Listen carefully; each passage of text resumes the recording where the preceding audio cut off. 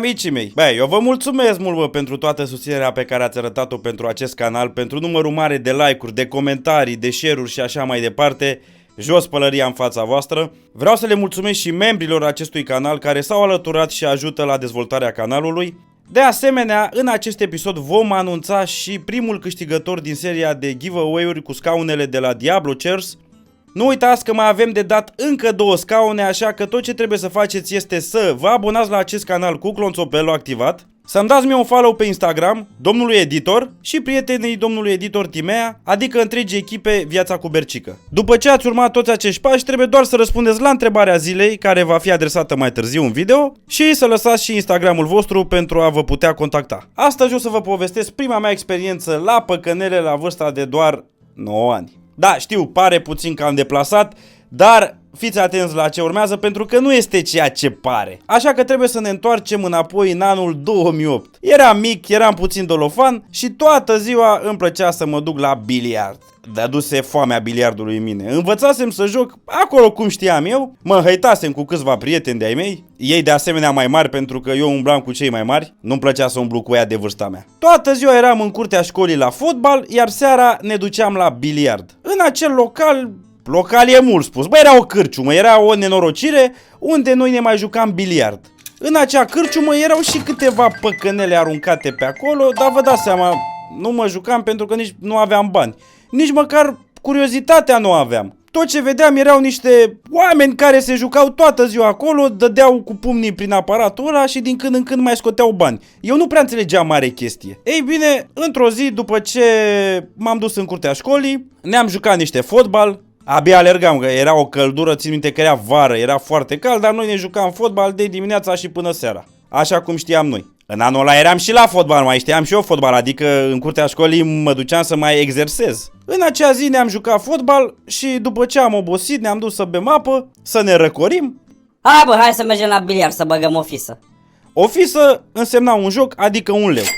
Acum nu știu cât mai costă să te joci un meci. Da, așa se juca pe atunci, o fisă era 1 leu. Bă, eu nu prea aveam bani și nu puteam să mă duc cu mâna goală pentru că mai voiai să mai bei și un pahar de suc. Apropo, un pahar de suc era și la 50 de bani, ca să vă dați seama prețuri. Acum nu știu dacă era cola sau un suc mai ieftin, dar nu, ni se părea bun, că vedeam cola din joi în Paști. Până la urma urmei, nu aveam bani de biliard și ce fac în ziua aia? În curte la mine, m-am gândit eu așa rapid, bă, cum să fac eu bani? Să fur de acasă? Niciodată, și nu vă sfătuiesc, n-am furat niciodată bani de acasă. Sau poate că am furat, dar cel puțin nu mi-amintesc acum, dar eu din câte știu n-am furat. Tata era la muncă, el era singurul de-mi dădea bani, dar nu era acasă. Iar mama, de fiecare dată când mă duceam să-i cer și ei bani, aveam același răspuns. N-am. Am încercat eu să mă gândesc, să-mi caut toate buzunarele, bă, n-am și eu măcar 5 lei acolo să pot să mă joc 2-3 fise și să beau și un suc. Sau mai multe sucuri. Ei bine, instant mi-a venit ideea. În curte la mine aveam un pom care făcea gutui, sau nu știu ce fructe făcea.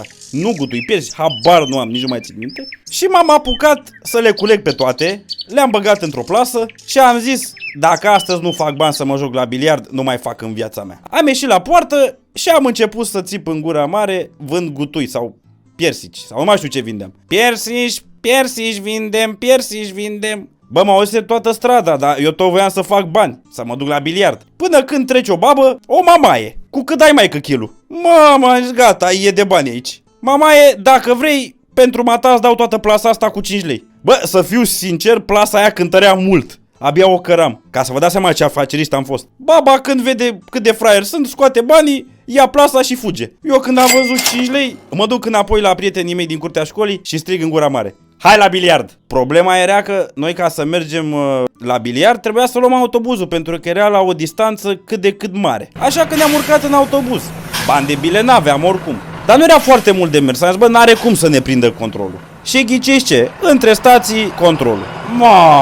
Am zis că mor. Acei domni foarte respectoși erau niște gorile, ne-au dat jos din autobuz, cei care din Craiova îi și știu pe controlori, care sunt, și au vrut să ne dea amendă. Norocul nostru este că fix unde ne-au oprit ei era un fel de mică pădurice și un alt noroc a fost că n-am fost doar noi, a fost o jumătate de autobuz, au dat jos pentru că nimeni nu avea bilet oricum. Unul din ei îmi face semn: hai să fugim. Ne-am înțeles din priviri, din prima toți. Și când am prins momentul cel mai bun, am fugit de am rupt pământul. Am luat-o prin păduricea aia. Vă dați seama că acei domni nici nu s-au mai obosit să ne alerge. Am traversat toată această mică păduriță și am ieșit pe strada cealaltă. Măcar eram la jumătatea drumului. Unul din ei și-a pierdut papucul, eu mi-am rupt pantalonii, altul a pierdut niște bani. Dar eu tot aveam acei 5 lei cu care trebuia să ajung neapărat la biliard. Da, am ajuns acolo, direct am comandat câte un pahar de suc pentru fiecare. Noi eram 3 prieteni. Acum ei fiind mai mari, mă mai fraiereau, de exemplu, mai jucau, hai că plătești tu, hai că îți dăm noi banii. Am jucat o fisă, câștigătorul rămânea la masă. Vă dați seama că ei fiind mai mari m-au bătut și au jucat numai ei după. Acum, eu cum stăteam și mă uitam, lângă mine erau acele păcănele. Un tip mai ceafălată stătea acolo și se juca foarte pasional. Pasional pentru că dea cu pumnii în ele și o înjura, dar eu atunci nu înțelegeam de ce o înjură. Și îl văd dintr-o dată că se ridică și se duce până afară. Acea păcănea a rămas neocupată.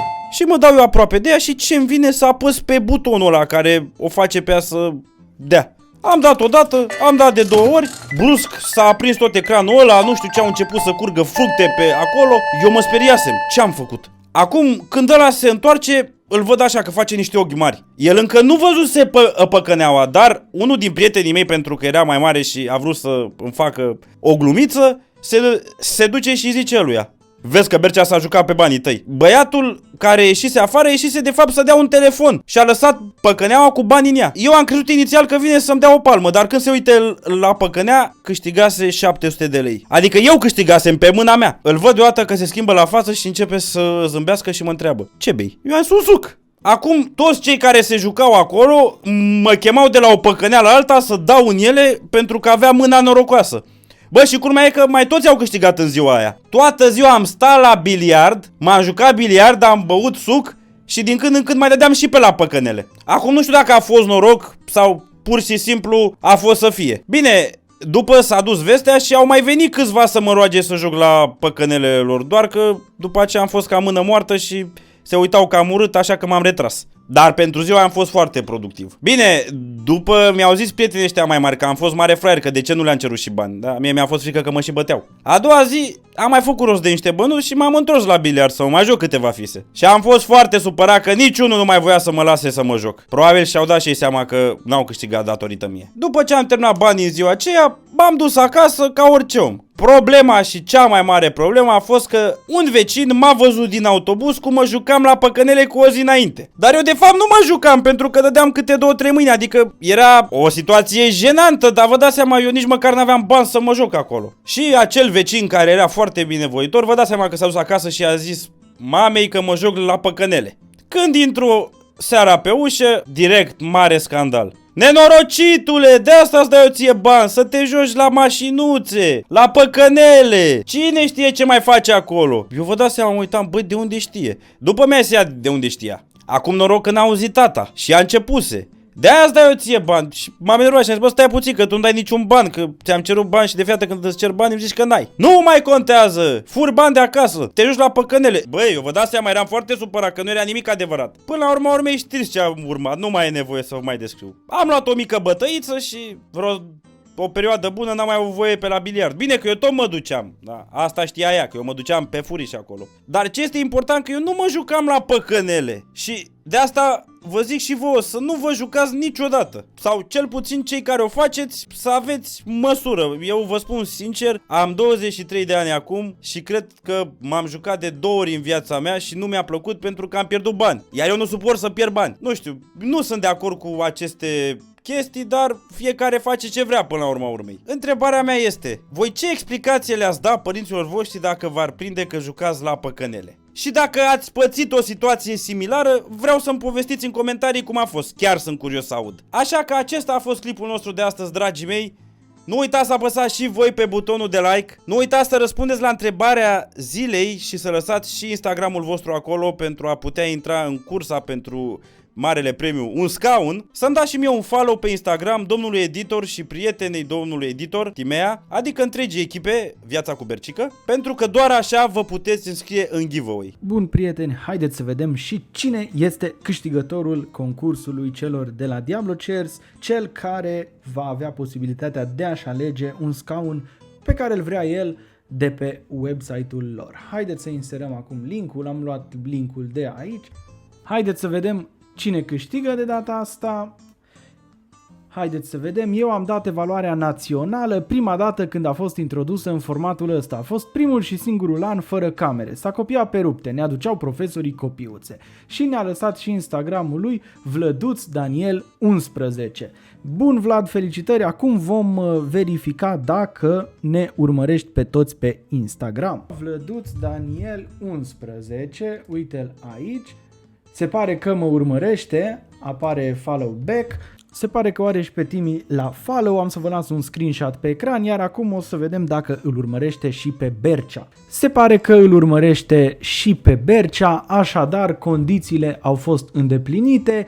Felicitări Vlad, așteptăm să îmi răspunzi la mesajul de pe Instagram și să ne trimiți contactele tale pentru a intra în posesia premiului. Și nu uitați, săptămâna viitoare vom mai da încă un scaun. Așa că vă mulțumesc foarte mult pentru atenția acordată, iar noi desigur ne vedem data viitoare. Pa!